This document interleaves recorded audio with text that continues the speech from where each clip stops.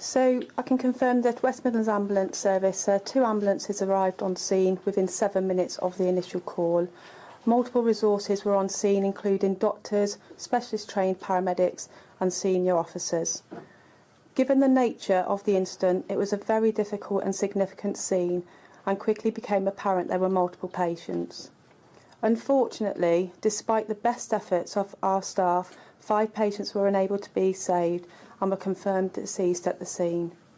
A 6th patient was taken to the Queen Elizabeth Hospital in a critical condition, however has since sadly passed away.